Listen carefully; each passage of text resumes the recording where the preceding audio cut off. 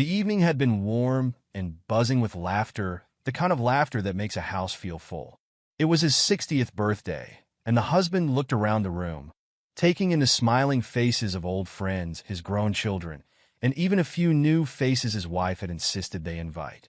He felt proud, though there was a subtle pang, a sense of quiet loneliness despite the crowd. His wife, radiant and confident in her crimson dress, moved around the room gracefully, conversing with everyone but him. She'd been busier than usual these last few months, he noted, a bit distracted, but he brushed it aside as a consequence of her work. At that moment, one of their friends patted him on the back. "Hey, we're running low on the wine, birthday boy. Why don't you go grab a couple of bottles?"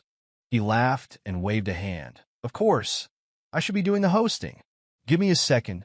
As he walked toward the kitchen, he felt a swell of affection for his wife. This party had been her idea, and he was grateful for her thoughtfulness, even if lately she'd seemed distant. As he approached the kitchen, the hum of the crowd faded, and a strange, quiet tension took its place.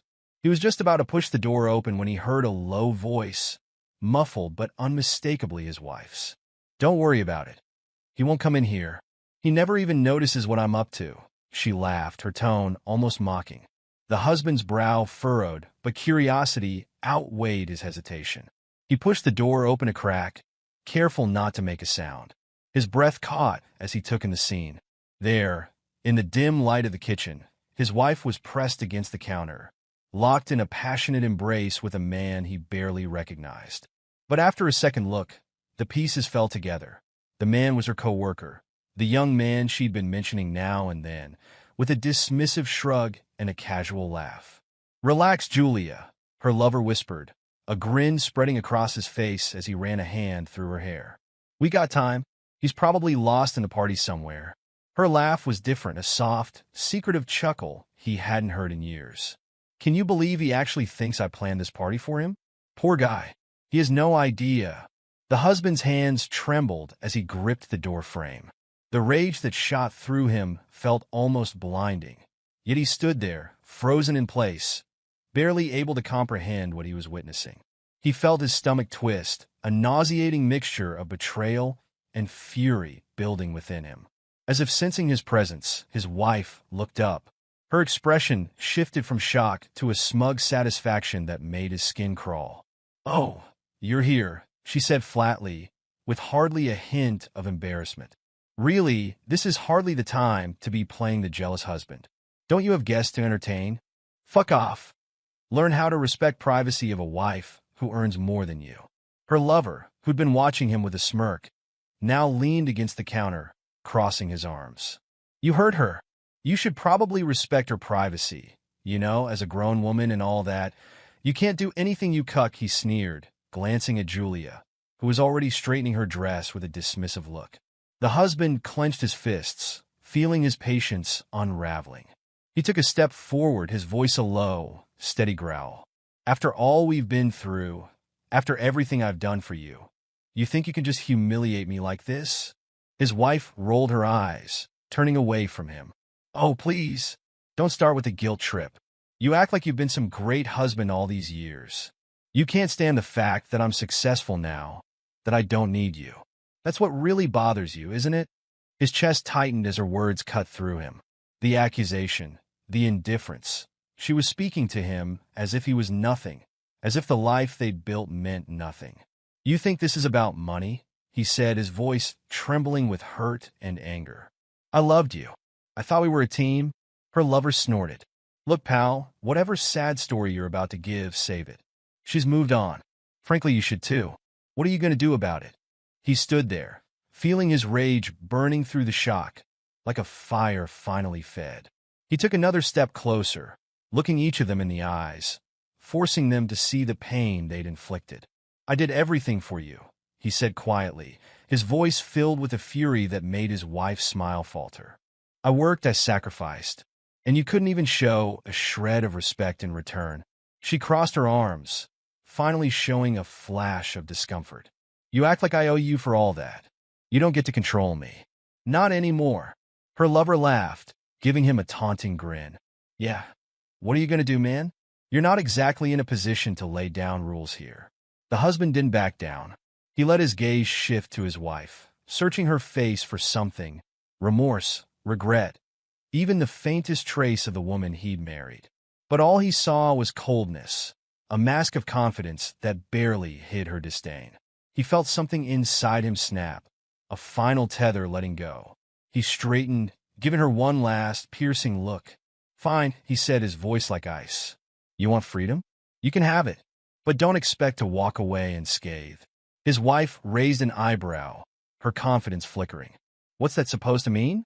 The husband looked between them, a calm determination taking over. "You're going to learn what it means to lose, to watch everything you've built fall apart." Her lover's smirk faded, replaced by a wariness that hadn't been there before. "All right, old man, you're being a little dramatic here." "Oh, you think so?" The husband replied, a dangerous glint in his eye. "I've spent my life building something real, something I thought was unbreakable. But it turns out I was wrong. And now, I'm going to make sure you understand what real loss feels like." His wife shifted, looking genuinely rattled for the first time. "Don't be ridiculous. You're acting like a child." "You can't." "I can," he interrupted, his voice firm. "You've forgotten who you're dealing with. You think I'm weak, that I'll just roll over and accept this?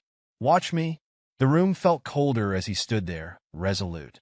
He had reached a breaking point, and nothing, not his wife's shock, nor her lover's smugness, could shake him from the decision he'd just made. He could feel the power returning to him, the self-respect he'd thought he'd lost finally resurfacing. The husband took a shaky breath. His voice wavered, but he forced himself to speak, letting each word hang in the air. "I never expected this from you," he said, struggling to keep his voice steady. "After everything we built together." His wife's gaze hardened. She crossed her arms, her expression defiant.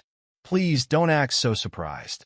When was the last time you felt like a real man anyway?" Her words were sharp, meant to wound, and they did. He felt a pang, one that reached deep into the core of him, bringing to the surface all the doubts he'd ignored, all the sacrifices he'd made over the years. He tried to steady himself, to remember the life they'd shared, the good years, the times he'd thought she was his partner, his confidant. But now, all of that felt like an illusion. And as he looked at her, he saw someone who barely resembled the woman he'd loved. The lover chuckled, breaking the silence. "Look, buddy," he sneered, "you're not in control anymore. She's done with you. Get over it." He leaned in closer, as if taunting him. "She needs a real man now, one who can give her what she wants." A surge of anger shot through the husband, erasing the last shreds of disbelief and hurt. He clenched his fists, his knuckles white as he fought to contain himself. He took a step forward, meeting his wife's cold gaze, and for a brief moment, he saw a flicker of unease. "Is this really what you want?" he asked, his voice rough. "To throw everything away, to humiliate me in our own home?"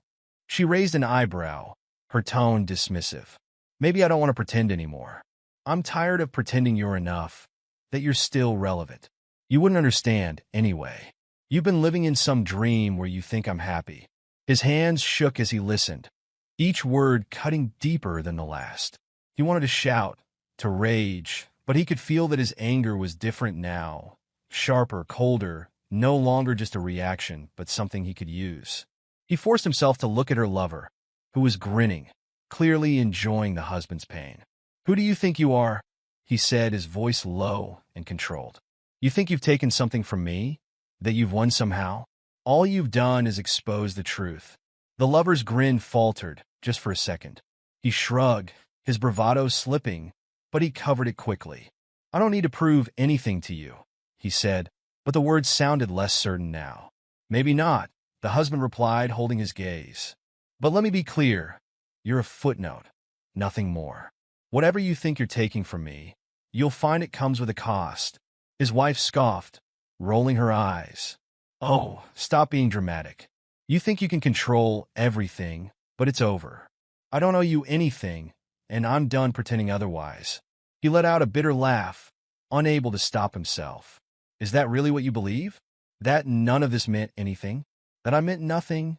She looked away, but only for a moment, and when she spoke again, her tone was flat, final. "Yes, I'm not going to keep lying to make you feel better. The hurt in his chest deepened, but so did his resolve. He took a step back, giving himself a moment to collect his thoughts. He'd spent years dismissing the small signs, ignoring the late nights, the distant look in her eyes. He'd justified them to himself, convinced that she was just stressed, that she'd come back to him when things calmed down. But now, all of that denial felt like a waste. All the excuses, the patience, it had only delayed the truth. She'd been gone for a long time, and he'd just been too blind to see it. "All right," he said slowly, his voice steady now. "If that's how you feel, then I won't stop you. You want freedom? Fine. But don't think you'll get it without consequences." His wife's expression flickered, just for a moment, and he saw a flash of uncertainty. "What's that supposed to mean?" she demanded, her tone sharper than before. He met her gaze, letting her see the resolve in his eyes. "You've taken me for granted. You've used me, disrespected me, and now you think you can just walk away without a second thought. But you're wrong. You're not going to forget what you've done, and you're not going to forget me." Her lover, visibly irritated, rolled his eyes. "This is pathetic. Just let it go, man. Move on." The husband turned to him, a new sense of calm settling over him. "Don't worry," he said quietly, his tone dark and certain. "I'm letting go, but I'm not moving on empty-handed. I'm taking back everything that belongs to me, everything I worked for." He saw a flicker of fear cross his wife's face, quickly hidden. She tried to keep her voice steady. "You're being ridiculous. You can't control what I do." "Oh, I don't want to control you," he replied, his voice smooth. "I just want to make sure you understand what it feels like to lose, to feel helpless, to watch everything slip away." Her lover, clearly frustrated, glared at him. "Enough with the threats. We're done here?" The husband shook his head. "No, we're not done. I'm done pretending, just like you.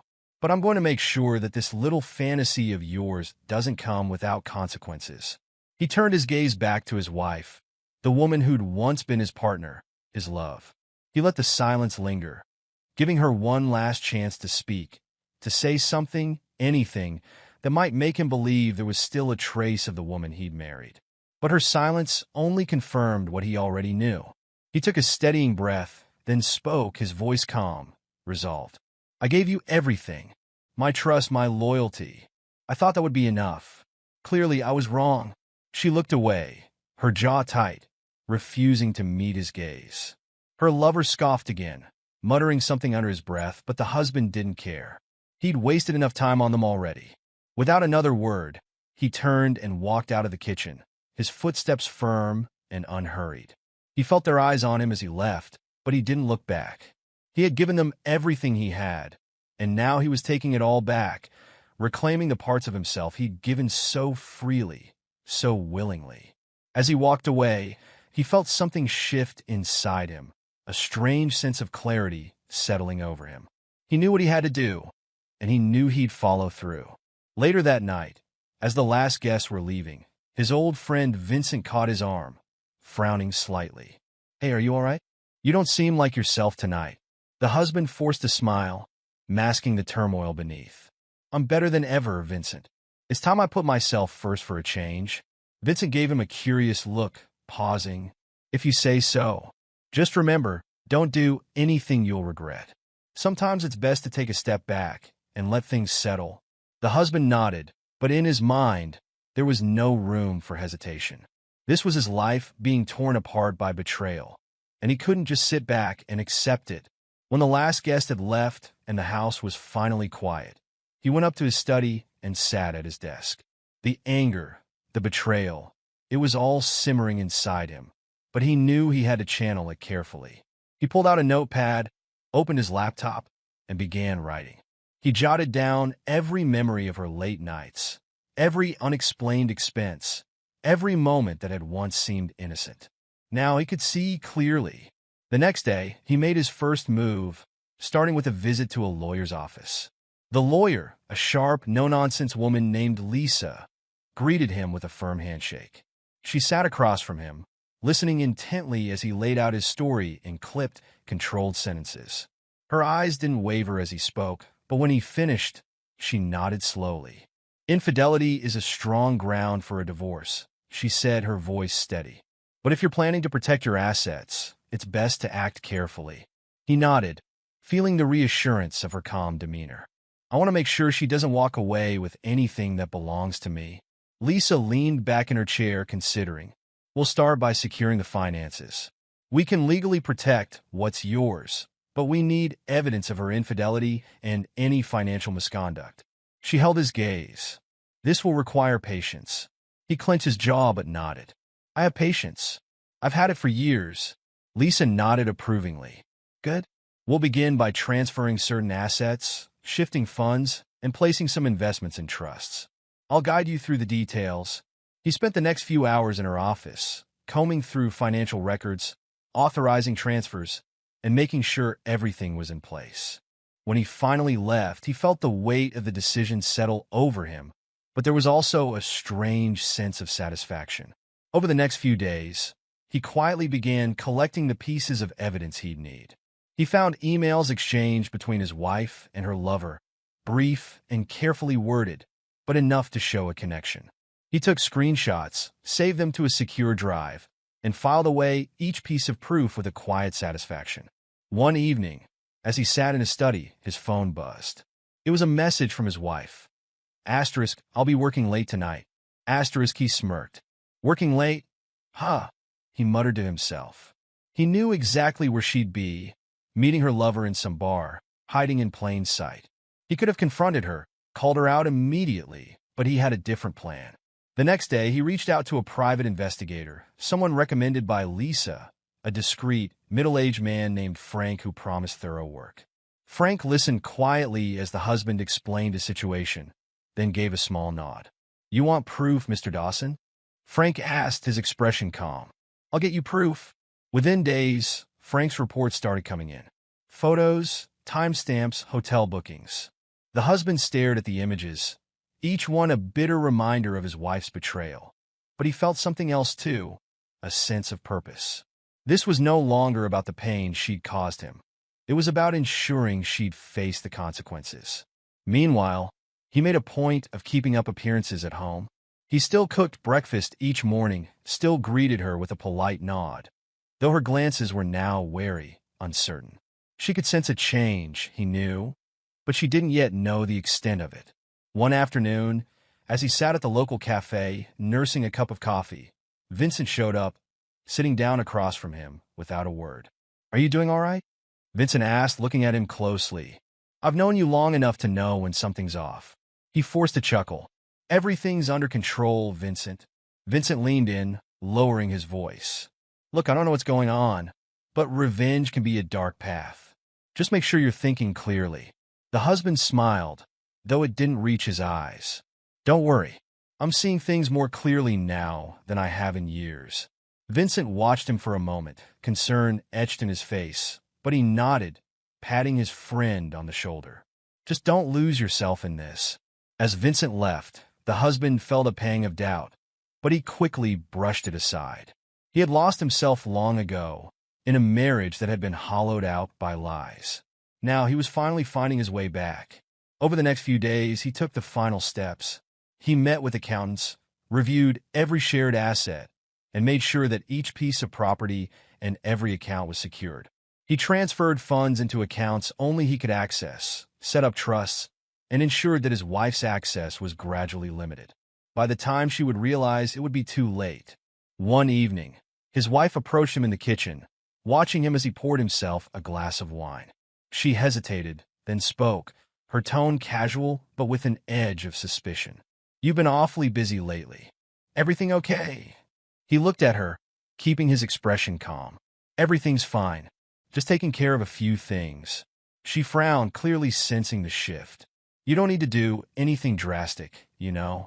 Whatever you think is happening. Oh, I know exactly what's happening, he interrupted, his voice calm. And trust me, I'm handling it. She stared at him, her expression shifting from suspicion to irritation. I don't know what's gotten into you lately, but it's starting to get odd. Is it? He replied, meeting her gaze. Maybe you just never really knew me. She didn't respond, but he could see the flash of uncertainty in her eyes. She turned and left the room without another word. and he took a slow sip of his wine, feeling the cold satisfaction of having the upper hand. The pieces were finally coming together. He knew that in a matter of days, everything would be set. And when it was, there would be no going back for her or for him. That night, as he lay in bed, he found himself staring at the ceiling, a strange calm settling over him. The plans were in motion, each piece meticulously arranged. He'd built his life with her, and now he would dismantle it, brick by brick, leaving her to see just how much she'd taken for granted.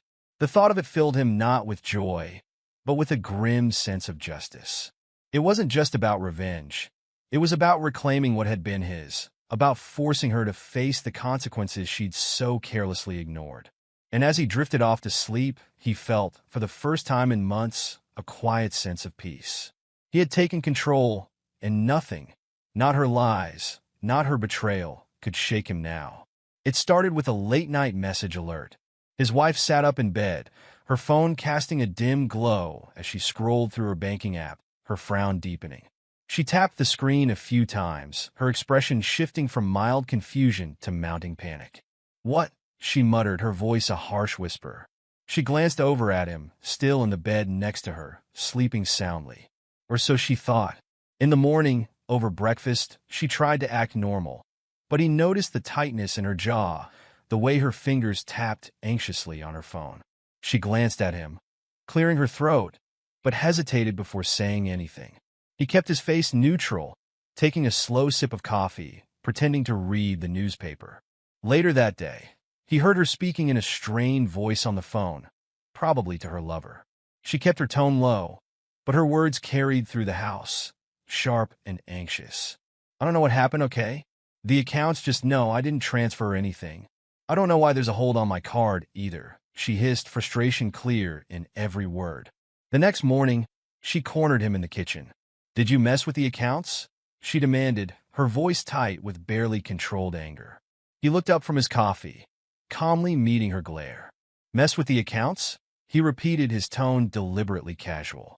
"I'm just handling finances appropriately." She stared at him, her face twisting in frustration. "What does that mean, appropriately? My account is nearly empty, and my card was declined. What are you doing?" He set his coffee cup down, keeping his tone calm. "Just transferring what's mine. A transfer of respect, you could say." Her eyes widened, her face flushing with anger. "Respect," she spat. "You're out of your mind. That money's ours. You can't just take it." He let a small smirk play at the corners of his mouth, enjoying her frustration. "Funny," he said slowly. "I thought you didn't believe I had any right to what's yours. Isn't that what you told me?" Her face darkened, and she took a step closer, her hands clenched. "You're going to fix this right now?" He shrugged, his voice calm and detached. "Fix what exactly?" "I'm simply making sure I have control over what belongs to me. After all, you've been clear about the way you see things." She stared at him, her mouth opening and closing as she struggled for words. "This isn't funny," she hissed. "You know I need that money. You can't just take it away." "Oh, I think I can," he replied smoothly. "In fact, I already have." She stormed out, grabbing her phone and frantically calling the bank. He listened to her conversation, heard the frustration in her voice as the representative explained that the funds were legally his, that he had authorization. Each frustrated gasp, every attempt she made to regain control, was met with a calm, unyielding refusal. Over the next few days, her panic grew. Every time she checked her account, she found the balance lower than the last time. Credit cards were declined, and automatic payments began to bounce back. One evening, her lover arrived at the house unannounced, his face set in an irritated frown. "What's going on?" he demanded as she opened the door, glancing nervously at her husband, who was sitting at the dining table, watching them both with quiet amusement. The lover walked past her, crossing his arms as he faced the husband. "I don't know what kind of game you're playing, but she needs her money. We have plans, and you don't get to ruin them." The husband tilted his head slightly, as though considering his words. "Plans? I think your plans were made on the assumption of certain resources." He leaned back, a faint smile on his face. "Perhaps you should rethink them." The lover's face flushed with anger. "You can't just cut her off." She's worked hard for that money, and you know it. Oh, she's worked for it, all right, he replied, his tone cold. And she's reaping exactly what she's earned. The wife's face was red, a mixture of anger and desperation, her voice rising. This is petty and childish.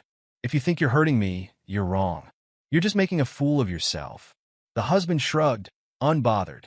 A fool, perhaps, but a fool who isn't funding your little escapades anymore. She took a shaky breath, trying to steady herself. Do you really think this will stop me? She sneered. I don't need you or your money. He raised an eyebrow, his expression cool. Then I suppose this shouldn't be a problem for you, should it? Her lover shot him a glare, stepping closer, his tone growing more aggressive. You're nothing but a sad, pathetic old man. Let her go, give her what she needs, and stop pretending you're still relevant in her life. The husband held his gaze, unflinching. You're very bold, he said quietly. But I think you'll find that without my support, things won't be quite so comfortable. I wonder how much she'll enjoy this new life of freedom when she realizes how much it costs. The lover rolled his eyes, turning to the wife. We don't need this. Let's go. He tugged at her arm, but she pulled back, hesitating, looking from him to her husband. The husband watched her, noting the moment of hesitation. Go ahead, he said, his voice almost bored. Walk away. Enjoy your independence. She glared at him, but the expression in her eyes wavered. This isn't over, she spat, but even as she said it, he could see the uncertainty growing in her gaze. The next day, her frantic calls continued, her voice rising each time she called him, demanding explanations, begging, finally even pleading. But he remained firm, calm. Her words, once dismissive, now returned to her in her own voice, a bitter echo of the arrogance she displayed only days before. Eventually, she tried to bargain, her voice shaky but determined. You don't have to do this. We can talk this through. Just give me access to what I need, and we can figure something out. He shook his head. There's nothing to figure out. You wanted your freedom. You have it. Her lover, too, was beginning to feel the strain. He called less frequently, his voice turning cold, irritated. The once friendly text dwindled, and one night, the husband heard the two of them arguing in hushed voices, their words harsh and angry. He could hear her lover's frustration, the blame seeping into his words. You said you could handle this, her lover snapped, his voice a low growl. What am I supposed to do if you don't have the money? You think I wanted this? She hissed back, her voice laced with desperation. You think I planned for any of this? The lover scoffed, his voice dripping with contempt. Maybe you should have thought about it before dragging me into this mess. When the argument finally ended, he heard her retreating to their shared bedroom, her footsteps heavy and defeated. She didn't speak to him that night, and he simply lay there, listening to the quiet, to the tension that had replaced the arrogance that once filled her every word. As the days passed, the consequences of his actions became undeniable. Her lifestyle, the security she'd taken for granted, all of it was slipping away. Friends stopped calling, uncertain of the turmoil they sensed, and her lover's presence grew increasingly sporadic. One morning, she confronted him again, her voice hoarse, her eyes dark with exhaustion. This is enough, she pleaded, the anger finally giving way to something softer, almost desperate. You've made your point. Can we please just stop this? He looked at her, his face unreadable. Stop? You wanted freedom. You got it. She swallowed, her gaze dropping. I didn't think it would be like this. For a long moment, he said nothing, simply watching her. And then, he turned away, his voice calm. Think of this as a lesson, he said quietly. Actions have consequences. And with that, he walked away, leaving her standing in the kitchen, alone with the realization that everything she'd thought she could control had slipped out of her grasp. It was a rainy evening when she finally broke. He was seated in the living room, flipping through a newspaper, half listening to the soft patter of raindrops against the windows. She approached him hesitantly, her face pale and drawn. She'd been retreating into herself more each day, her energy and confidence drained by the mess she'd created. Now, she stood before him, her expression pleading. Honey, she began, her voice trembling. Can we talk? He glanced up, expression neutral. I think you've said enough. Or would you like to add something new to all the things you hid from me? She flinched, her hands wringing together as she struggled to keep eye contact. Please, just hear me out, she whispered. I know I made a mistake. A terrible mistake. A mistake, he replied, raising an eyebrow. That's interesting. I thought mistakes were accidents. Yours was a deliberate choice. Over and over. Tears filled her eyes as she nodded, wiping at them hastily. You're right. I'm not trying to excuse it. I don't have any excuses. I was wrong. I thought I wanted something else, but I didn't see what I was throwing away. I was stupid, selfish. Selfish, he repeated, a trace of bitterness in his voice. That much is true. She took a shaky breath, struggling to keep her composure. But I can change, she pleaded, her voice breaking. Please, just give me a chance. I'm so sorry. I'll do anything to make this right. He looked at her for a long moment, studying her face, the desperation in her eyes, the slight trembling of her hands. But he felt nothing. There was no warmth left, no sympathy. Make it right, he said slowly, leaning back in his chair. How exactly do you intend to do that? Because I think you'll find that some things can't just be erased. Her lip trembled, and she clutched her hands together, as if searching for words. I could go to counseling. We could work on this together. I know you don't trust me, but I'll do whatever it takes to earn that trust back. Just don't throw us away. He let out a humorless chuckle. Throw us away? He repeated. Funny, you seem more than willing to do that yourself. So, now that everything's fallen apart, you come crawling back, hoping for some miracle that I'll just forgive you. She choked back a sob, nodding, her voice barely a whisper.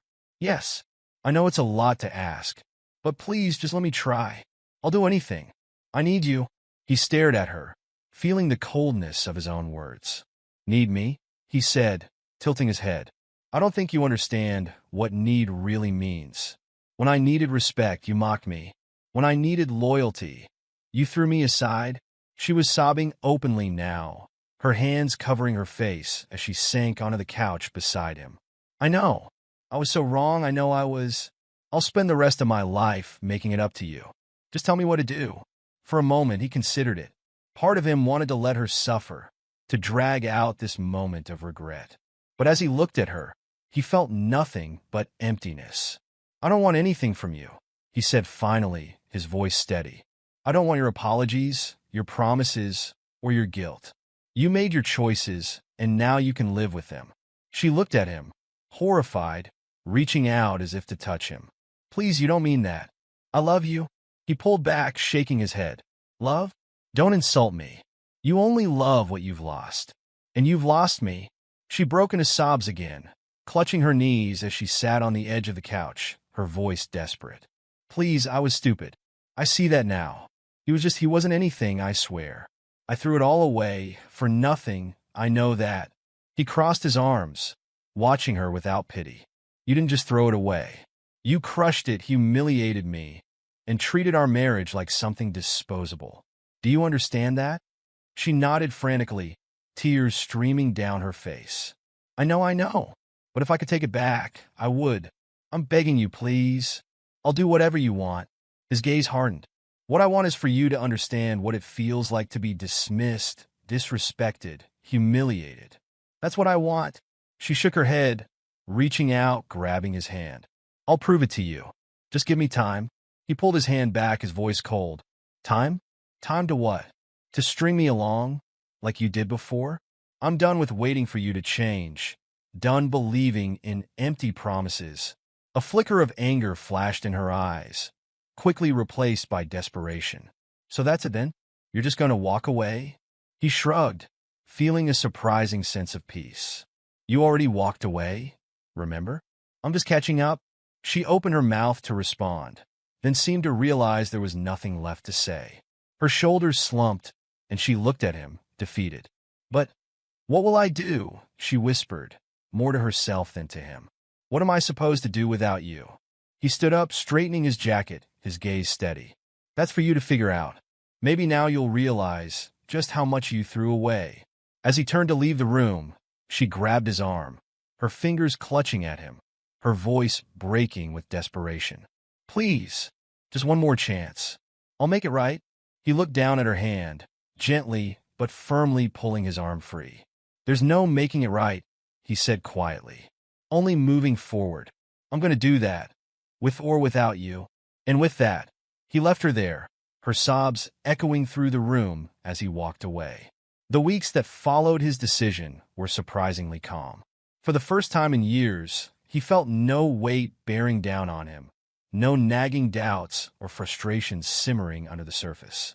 The silence in his home was not loneliness. It was peace. One Saturday afternoon, he met up with his old friend, Mike, at their usual spot, a small, unassuming coffee shop downtown. As they settled in, Mike took a good look at him, a knowing smile spreading across his face. You seem different, Mike said, leaning back in his chair. In a good way. I haven't seen you like this in years. The husband smiled, running his hand along the edge of his coffee cup. I guess I didn't realize how much I'd been holding on to. It's strange, really. The second I let it all go, I felt lighter. Mike chuckled, shaking his head. You don't look like the same guy I saw at your party that night. I remember thinking, he looks like he's carrying the world on his shoulders. Now it's like you're finally free. He nodded, feeling a small thrill at those words. I am. Free, free from everything that kept me tied to a life that wasn't mine anymore. You don't realize how much space resentment takes up in your head until you decide to let it go. They sat in comfortable silence for a moment, watching the other patrons bustle about. A mother with her young daughter ordered pastries, while a couple laughed over coffee at a nearby table. It was simple, yet filled him with a quiet happiness he hadn't felt in years. So, what's next for you? Mike asked, raising his eyebrow. Got any grand plans now that you're officially a free man? The husband laughed. Not grand, no, but I've started doing things I used to enjoy. Painting, reading more. Sign up for a cooking class. Mike raised his eyebrows, grinning. A cooking class? Didn't think I'd live to see the day. You hate cooking. Not anymore. Turns out I only hated cooking when it felt like an obligation. Now it's something I can do for myself. He paused, a little self-conscious. It feels good to create something from scratch. Mike gave him a nod of approval, clinking his coffee cup against his. Well, here's to new beginnings. A few weeks later, during one of his cooking classes, he found himself seated next to a woman named Emily. She was in her mid-50s, with kind eyes and an easy laugh. They began chatting as they prepared a dish together, sharing stories and laughing at their culinary missteps. You're pretty good at this, she teased, watching as he chopped vegetables with surprising skill. He chuckled, shrugging modestly. I'm learning. Only recently started cooking, believe it or not. Really? You seem like a natural, she replied, smiling warmly. I've been coming to these classes for a year now, and I'm still a mess in the kitchen. Guess it's proof that practice doesn't always make perfect.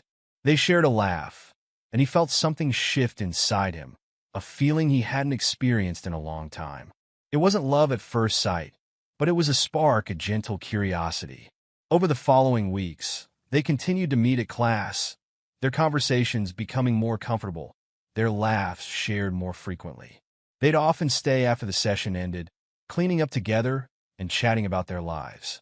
One evening, after they finished their class and were wiping down the counters, Emily turned to him with a soft smile.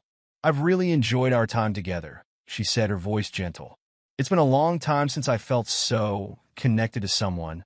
He felt a warmth in his chest, a sense of ease he hadn't known in years. I feel the same, he admitted. It's surprising in a good way. I didn't think I'd be here, starting something new. Emily smiled. Sometimes life takes us down a path we don't expect, and we find things we didn't even know we were looking for. As their friendship grew, they began to spend more time together outside of class.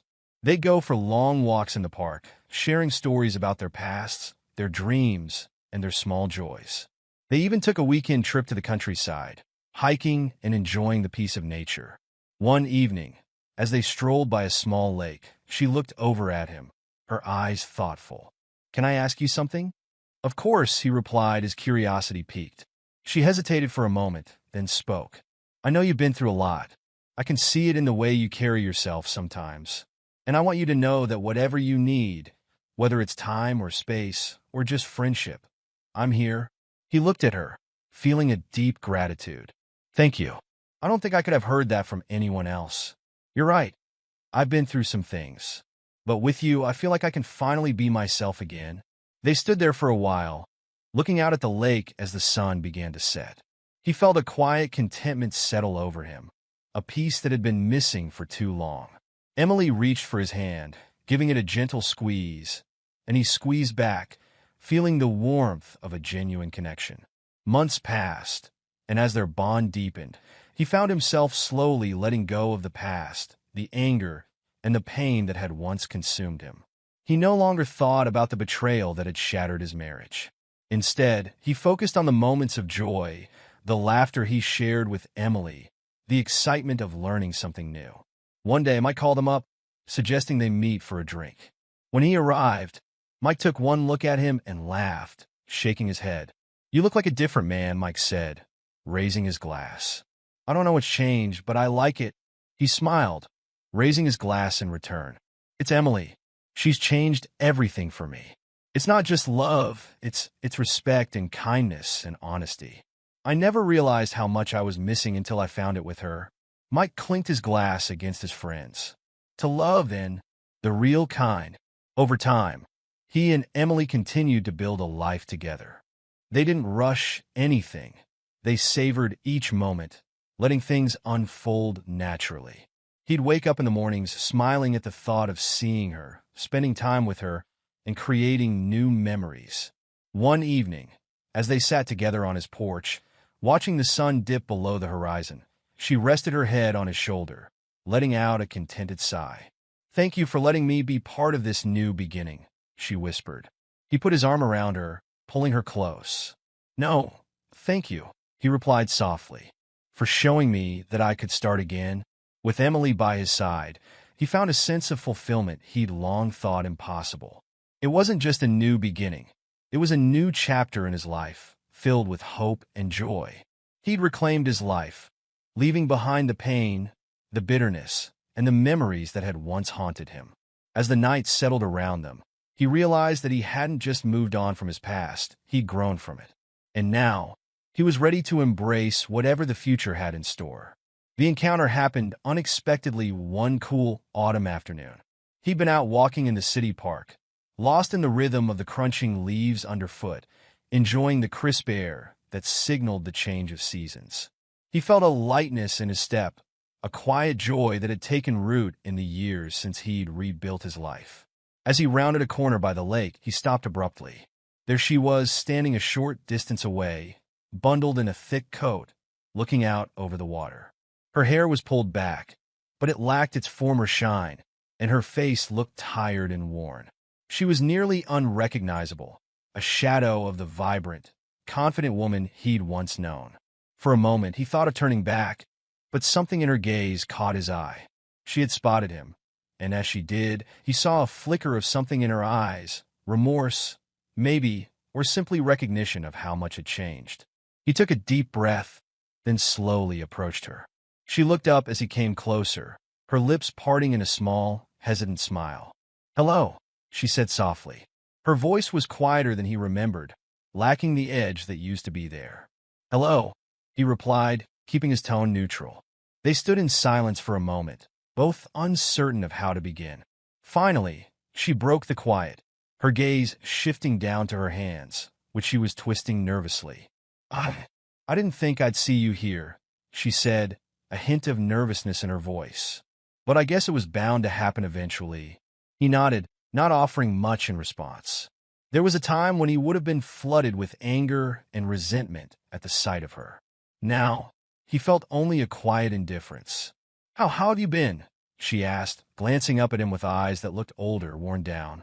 "I'm doing well," he replied simply, with a calmness that surprised even him. "Really well, actually," she nodded, a sadness flickering across her face. "I can see that. You look different. Happier." "I am," he said, feeling the truth of those words resonate within him. "Life has been good to me." A heavy silence hung between them, and she swallowed, her voice catching slightly. "I wanted to say, I'm sorry. For everything. For the things I said. The way I treated you." She paused, glancing at him, then looking away.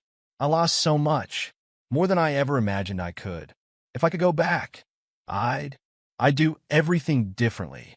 He looked at her, the weight of her words sinking in. A few years ago, this apology might have meant something to him. He might have waited his entire life for it. But now it felt almost irrelevant. "I'm glad you can see that now," he replied, his tone steady but without warmth. "But the past is the past. We both made choices, and we both have to live with them." She seemed to shrink at his words, her shoulders hunching slightly as she nodded. "I know. Believe me, I know." She looked up, her expression pained. "I've been living with my choices every day. It's hard. Everything feels empty." He watched her, noting the faint hollowness in her voice, the way her gaze seemed to drift into the distance. She looked lost, and for a brief moment, he felt a flicker of sympathy. But he reminded himself that she had chosen this path, that she had built her own walls and now had to live within them. "There was a time," he said, his voice quiet but firm, "when I thought you were everything I wanted. But you showed me who you really were, and it forced me to see who I could be without you." He paused, glancing around the park, the trees, the lake, everything that felt so much more meaningful now. "And now, I'm grateful. Because losing you helped me find something I thought I'd lost forever myself." She looked at him, her eyes filling with tears as she nodded slowly, seeming to take in the depth of his words. "I'm so sorry," she whispered. "I hurt you in ways I can't even understand, and I've paid for it every day since. I hope you find peace with it," he replied, his tone softening just slightly. "Everyone deserves a chance to heal, even if we can't go back." She looked down, nodding again, wiping at her eyes. "I thought I was so smart back then, so sure of everything." She let out a shaky breath. "But I was wrong. I took you for granted, thought I could have it all, and I ended up with nothing." He nodded, understanding now that nothing he could say would change her pain or ease her regrets. She had chosen this life, and now she had to walk it alone. A small, sad smile touched her lips as she looked back at him. "Thank you for listening, for letting me say all of this. I know it doesn't change anything, but it's something I needed to do." He gave her a nod, acknowledging her words without offering more. "Take care of yourself," he said finally. "I wish you well." She nodded, swallowing hard, her eyes filled with a mix of regret and longing. "Goodbye," she whispered, her voice barely audible. With a final nod, he turned and walked away, feeling a strange lightness with each step he took. The past no longer held him. He was free from the weight of her betrayal, the bitterness that had once filled his heart. As he walked further, he felt a calm peace settle over him, a sense that this chapter was truly, finally closed. He didn't look back. He didn't need to.